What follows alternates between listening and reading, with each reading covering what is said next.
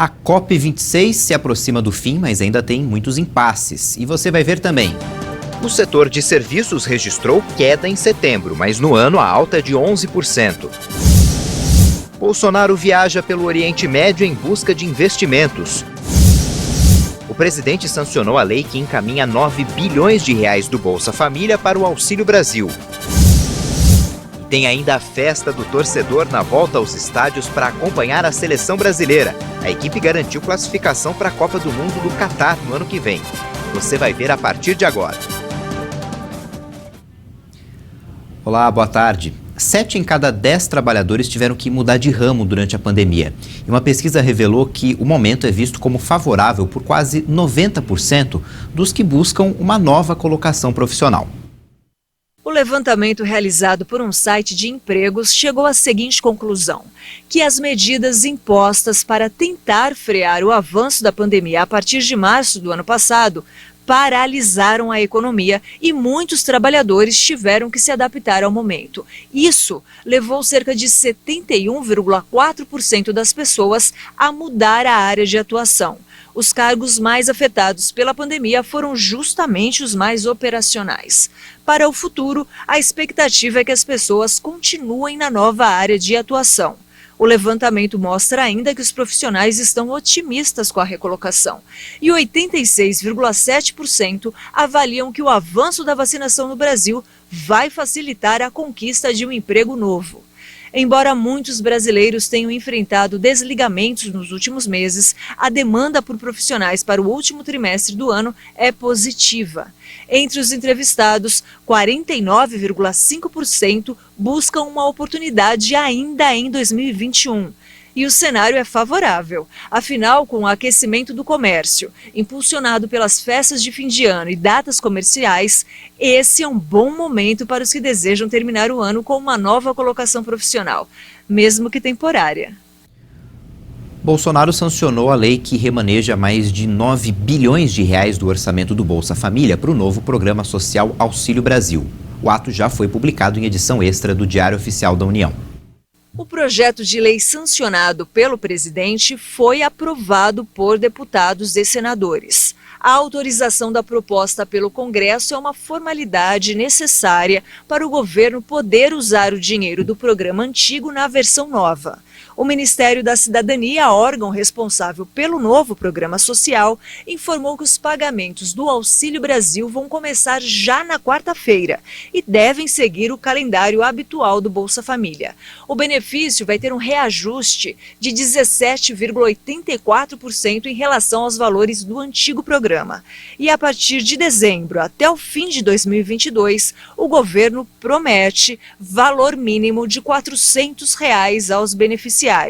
Mas, para isso, o Executivo conta com a aprovação da proposta de emenda à Constituição dos precatórios, que libera uma verba orçamentária superior a 90 bilhões de reais para o próximo ano. A PEC já passou pela Câmara dos Deputados e agora será analisada pelo Senado Federal. O presidente Jair Bolsonaro informou ontem que o governo vai prorrogar por mais 2 anos a desoneração da folha de pagamento. A medida terminaria no fim do ano.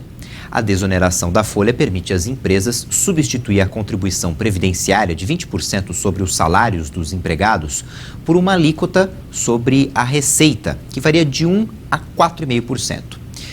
Depois de 5 altas, o setor de serviços, aliás, teve queda em setembro. Segundo o IBGE, a baixa foi influenciada pelo setor de transportes, que registrou o pior resultado desde abril do ano passado. Em setembro, o setor de serviços no Brasil caiu 0,6% em relação a agosto, na série com ajuste sazonal. A pesquisa mensal de serviços do IBGE apontou 5 altas seguidas até agosto. O acumulado do ano foi a 11,4%. Em 12 meses chegou a 6,8%, a maior taxa da série histórica iniciada em 2012. Diferentemente da indústria e do varejo, o setor de serviços fechou o terceiro trimestre no azul, com avanço de 3% na comparação com os meses anteriores, depois de alta de 2,1% no segundo trimestre, chegando a 5 trimestres seguidos de crescimento. 4 das 5 atividades investigadas pelo IBGE tiveram índices negativos, com destaque para os transportes, que registraram resultado negativo mais intenso desde abril de 2020. Os demais recuos vieram de outros serviços de informação e comunicação e de serviços profissionais, administrativos e complementares. O único resultado positivo ficou com os serviços prestados às famílias, sexto avanço seguido, período em que acumularam 52,5% de crescimento. O presidente Jair Bolsonaro iniciou hoje uma viagem por países árabes em busca de investimentos. Na agenda estão programadas reuniões com governantes locais, encontros com empresários e visitas a feiras e exposições. Em uma visita oficial, o presidente Jair Bolsonaro fica uma semana viajando por países do Oriente Médio. O roteiro começa por Dubai, nos Emirados Árabes Unidos, onde acontece a feira Expo Dubai, de negócios e inovação. E de lá o presidente vai ao Catar e Bahrein. Na segunda-feira será o Dia do Brasil na Expo Dubai e Bolsonaro deve fazer o discurso de abertura de um seminário sobre oportunidades de investimento no país, em áreas como infraestrutura, petróleo, energias renováveis e mercado imobiliário. No dia seguinte, a programação segue com rodadas de negociação bilateral entre representantes de ministérios da infraestrutura e economia e fundos de investimentos. O ministro Tarcísio de Freitas, da Infraestrutura, deve participar da primeira parte da viagem em Dubai, onde estão previstas diversas reuniões com fundos de investimento. O BNDES e a CNI também devem estar presentes. Na terça-feira, a comitiva presidencial parte para o Bahrein. Bolsonaro deve ser recebido pelo rei Hamad bin e vai inaugurar a Embaixada do Brasil em Manamá, na capital do país. A previsão é seguir na quarta-feira para Doha, no Catar, onde o presidente participa de reuniões com possibilidade de firmar acordos bilaterais. O governador do Piauí, Wellington Dias, testou positivo para a Covid-19. Ele tem passado por exames obrigatórios diariamente na COP26, em Glasgow, na Escócia. A equipe de comunicação do governador informou que ele foi vacinado com as 2 doses da vacina, está bem, com sintomas leves da doença e que o resultado da contraprova deve sair hoje. Se o exame confirmar a infecção, Wellington Dias deve ficar em quarentena no Reino Unido por um período de 14 dias. A média móvel de mortes por Covid caiu pelo 10º dia seguido. O Ministério da Saúde informou que o Brasil registrou 188 mortes por Covid-19 de um dia para o outro. Com isso, o país chegou a 610.224 vítimas da doença desde o início da pandemia. Também foram confirmados mais 15.300 casos em 24 horas. No total, já são mais de 21.924.000 diagnósticos positivos para o coronavírus. A média de mortes está em 222 vítimas por dia, segue abaixo de 300 pelo 10º dia seguido. Com uma redução de 35% em relação à média registrada há 14 dias, a curva apresenta tendência de queda. E a média móvel de casos aponta 10.780 novas confirmações diárias. Com uma diminuição de 14,2% no balanço de 2 semanas, apresenta tendência de estabilidade. No mapa que mostra a evolução da doença por regiões, desta vez, 4 estados apontam alta: Pará, Rio Grande do Norte, Rio Grande do Sul e Rondônia. Já em estabilidade estão 9 estados: Alagoas, Amapá, Amazonas, Bahia, Espírito Santo, Mato Grosso do Sul, Minas Gerais, Paraíba e Piauí. 14 unidades da federação apresentam queda nas mortes: Acre, Ceará, Distrito Federal, Goiás, Maranhão, Mato Grosso, Paraná, Pernambuco, Rio de Janeiro, Roraima, Santa Catarina, São Paulo, Sergipe e Tocantins. A Prefeitura do Rio de Janeiro decidiu manter a obrigatoriedade do uso de máscaras em locais fechados e no transporte público. O decreto já foi publicado no Diário Oficial. Apesar da decisão, o prefeito da capital fluminense, Eduardo Paes, revogou outras medidas, como as que determinam o limite de ocupação em estabelecimentos e o distanciamento social. Segundo a Secretaria Municipal de Saúde do Rio, mais de 72% da população adulta já tomou as 2 doses da vacina contra a Covid-19. O Brasil atingiu a marca de 292 milhões de doses de vacinas aplicadas.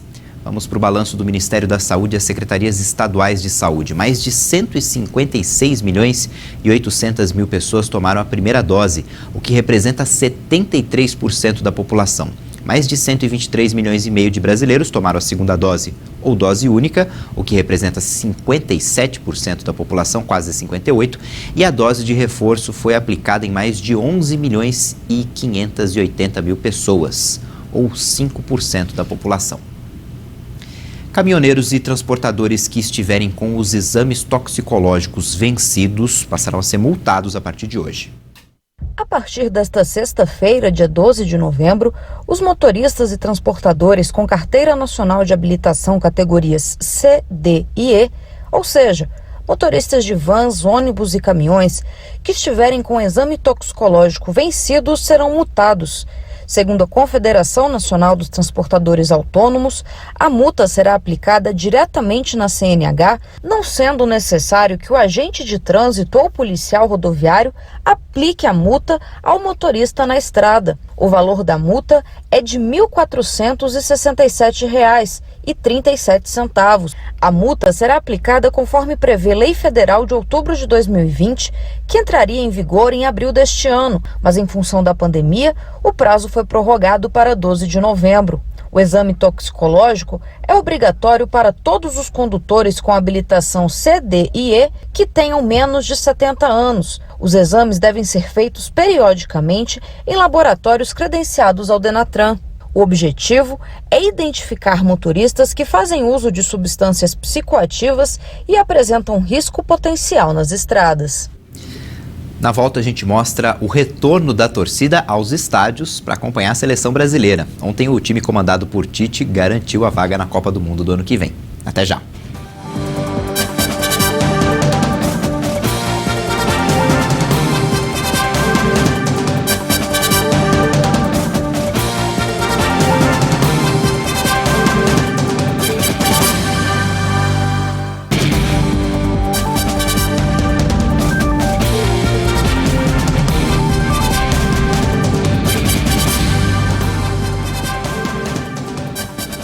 A Conferência do Clima se aproxima do fim e ainda tem muitos impasses. Diante das divergências, é possível que a COP26 prossiga pelo fim de semana.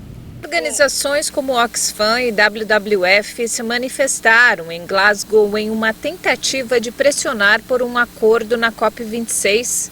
Os delegados de 194 países reunidos na cidade escocesa desde 31 de outubro têm como missão determinar como cumprir os compromissos do Acordo de Paris. O Pacto de 2015 estabeleceu o objetivo de limitar o aumento da temperatura global abaixo de 2 graus até o fim do século, na comparação com a era pré-industrial, e de maneira ideal, mais 1,5 grau. A intenção é evitar as devastadoras catástrofes naturais representadas por cada 10º de grau adicional. Após 2 semanas de intensas negociações, a COP26 deveria terminar oficialmente nesta sexta-feira. Mas com as divergências registradas no momento, é provável que a reunião prossiga pelo fim de semana. Os primeiros 10 dias da COP26 foram marcados por anúncios pomposos.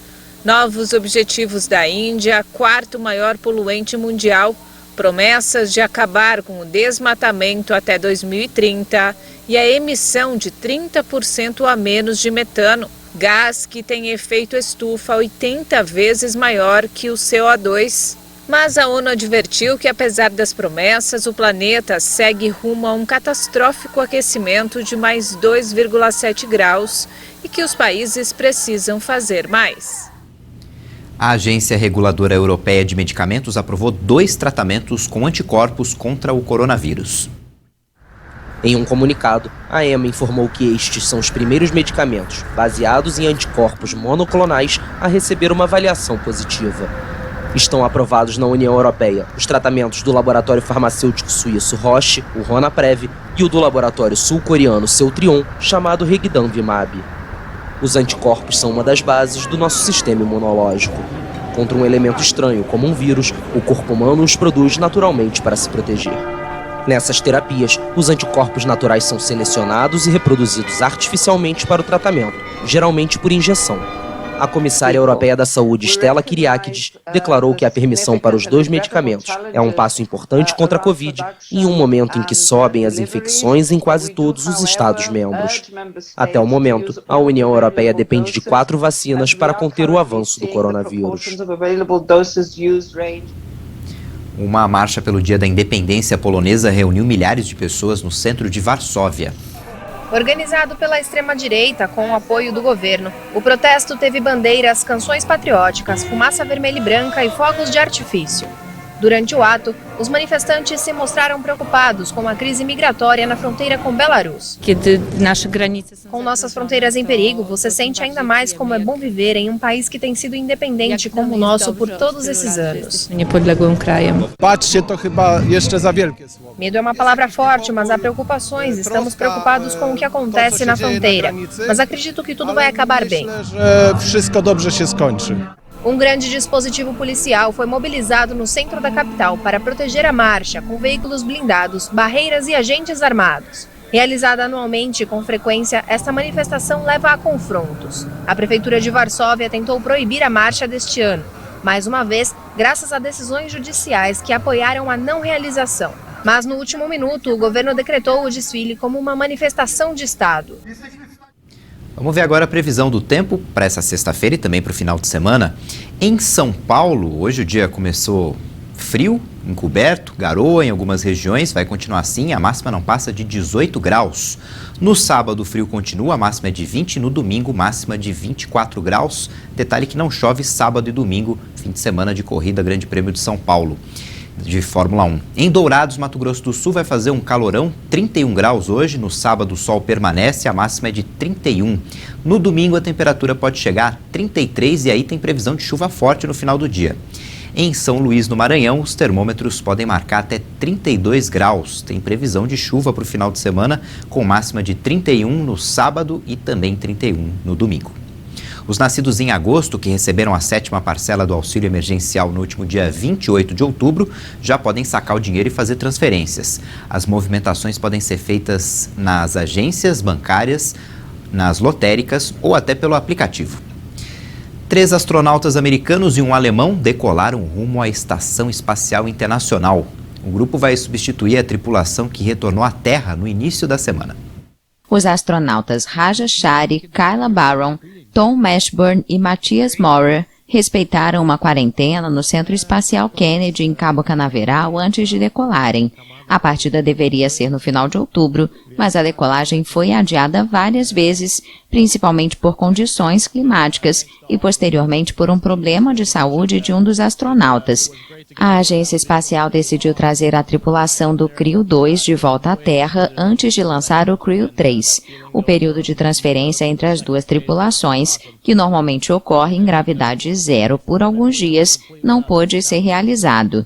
A missão é chamada de Crew 3, pois é a terceira realizada pela SpaceX em nome da NASA. Mas no total, esta já é a 5ª vez que a empresa de Elon Musk lança humanos em órbita. O jogo, aliás, marcou o reencontro da torcida com a seleção brasileira depois de pouco mais de 1 ano e meio. A pátria de chuteiras e de máscara também. A seleção brasileira voltou a ser motivo de alegria para os torcedores. Mas o motivo principal foi uma vitória fora de campo. Pela primeira vez desde o início da pandemia, não houve limitação de público no jogo contra a Colômbia pelas eliminatórias da Copa do Mundo.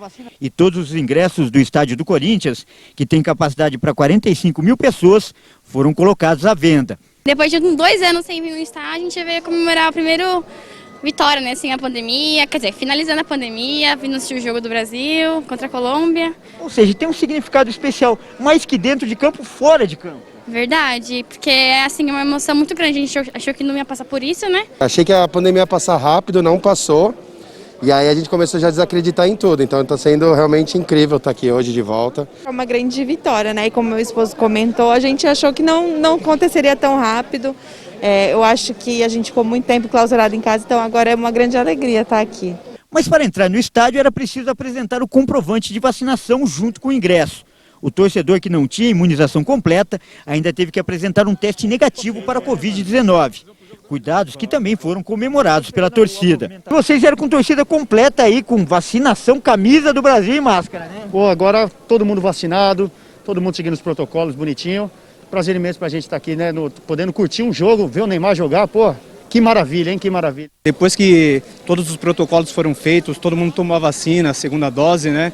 Acho bem importante o povo voltar aos estádios e comparecer para a gente poder apoiar a nossa seleção. E parte das entradas foi destinada a pessoas que trabalharam na linha de frente no combate ao coronavírus. 8 mil ingressos foram doados para profissionais da saúde da cidade de São Paulo. Segundo a CBF, o gesto é um reconhecimento pelo bom trabalho e o esforço mostrados durante a pandemia.